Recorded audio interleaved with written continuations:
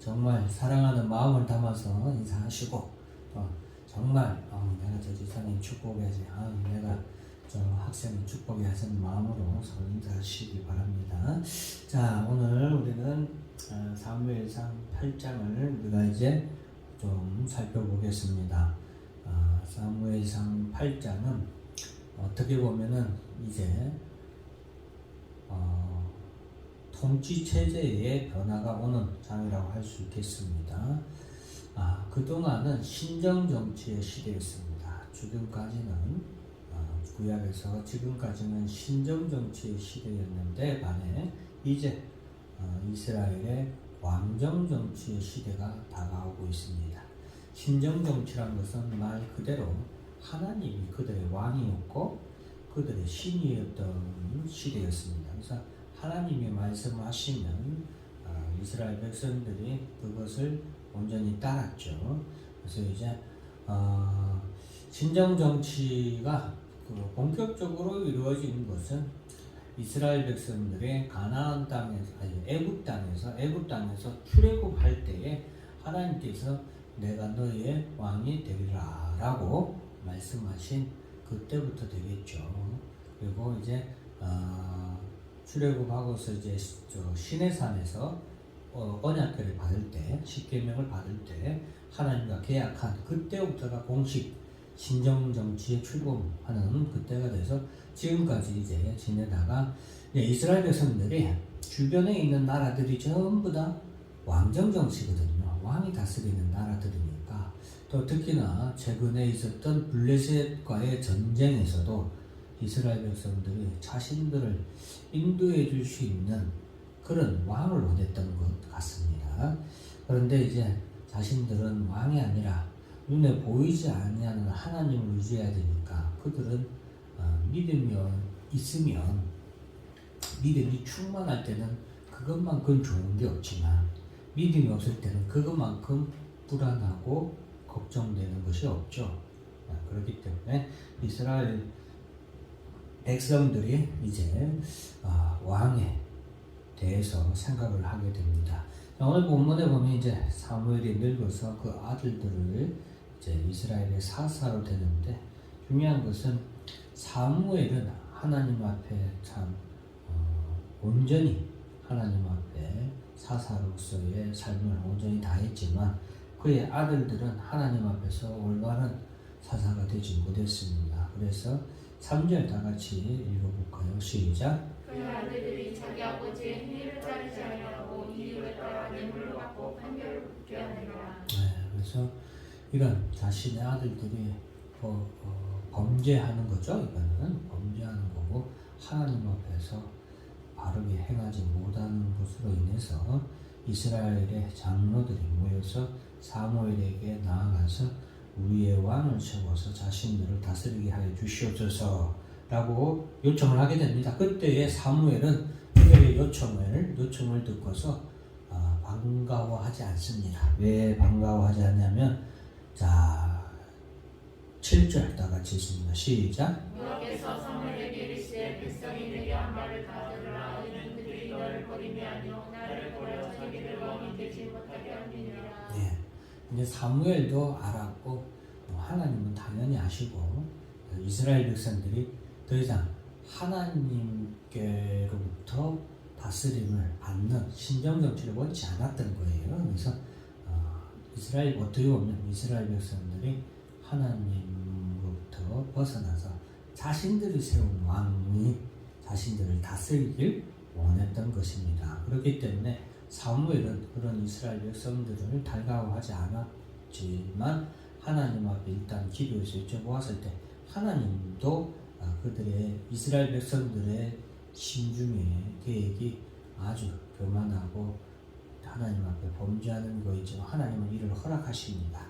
물론 허락하시는 이유는 나중에 말씀드리겠지만 자 그래서 이스라엘 백성들이 이제 하나님으로부터 자신을 통치받는 것이 아니라 왕으로부터 통치를 받는 왕정 정치를 시작하게 되는데 그 전에 이제 사무엘이 이스라엘 백성들에게 왕정 정치를 하게 될 경우 너희들이 얼마나 고단하게 될 것인가 어렵게 될 것인가에 대해서 말을 하면서 될 수 있으면 너희들이 하나님을 왕으로 섬기고 살아라 라고 다시 한 번 더 말씀해 주는 겁니다. 그래서 이제 9절 다 같이 읽습니다. 시작. 그러므로 그들의 말을 듣되 너는 그들에게 엄히 경고하고 그들을 다스릴 왕의 제도를 가르치라.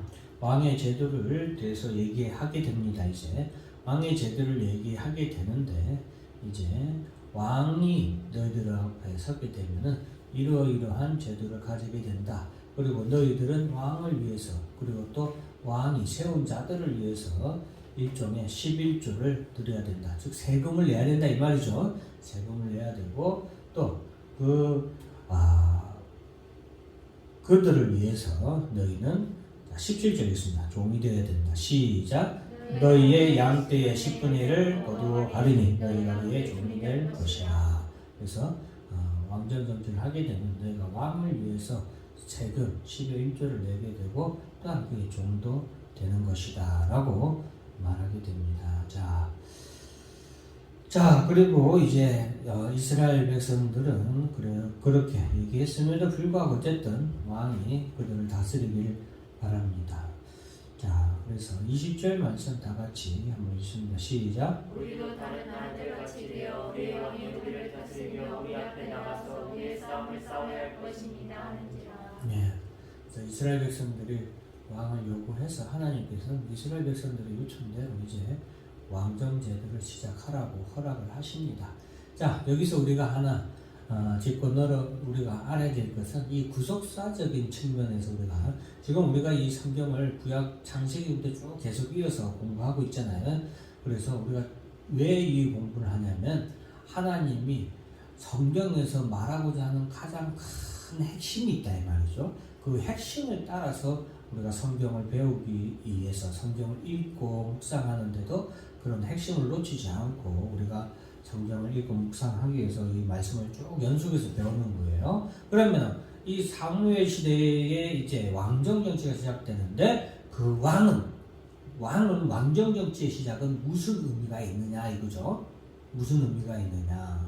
자, 첫째는 이제 하나님께로부터 얻은 신정 정치를 하나님께서 누구에게 넘기는 거예요? 왕에게 넘기는 거죠. 하나님이 이스라엘 다스리려던 그 권세를 누구에게 넘기는 거예요? 왕에게 넘기는 그런 시대라는 거죠. 그런데 이제 여기서 우리가 알아야 될 건 뭐냐면 하나님께서 이스라엘을 다스리는 권세를 왕에게 넘겼다는 거. 그걸 첫 번째 알아야 되고 두 번째는 하나님이 기름 부은 자에게 그 권세를 넘기는 거예요. 왕에게 넘기는 거죠. 물론 하나님께서 계속해서 모든 세계를 다스리고 안 다스리시는 게 없죠. 그러나 계약적으로는 하나님께서 이스라엘 백성들을 다스리는 권세를 어떤 자에게 넘깁니까? 하나님이 기름 부으신 자에게. 그죠? 자, 그래서 하나님께서 기름 부은 자에게 하나님께서 그 권세를 넘기신다 이 말이에요. 이건 구약에서 무엇을 의미하냐면 바로 하나님께서 이제 예수 그리스도와의 계약으로 인해서 성부 하나님과 성자 예수님과의 계약이 있었다 이 말이에요. 계약으로 인해서 무슨 계약이냐? 예수 그리스도께서 이 땅에 성육신을 해서 하나님이시잖아요. 성부 예수님도 하나님이시지만 이 땅에 성육신, 인간의 몸으로 이 땅에 오셔서 구주가 탄생해서 예수가 탄생해서 예수가 이 땅에서 십자가의 고난을 통하여서 자기 백성들의 죄를 대신 지시고 십자가의 죽으심으로 말미암아 이 권세를 누가 다 받는 거예요? 예수 그리스도께 하나님이 뭐하는 거예요? 넘기는 거예요. 이해하시겠죠? 이 계약이 성부와 성자 사이에 있었다라는 것을 성경이 우리에게 말씀해 주고 있어요.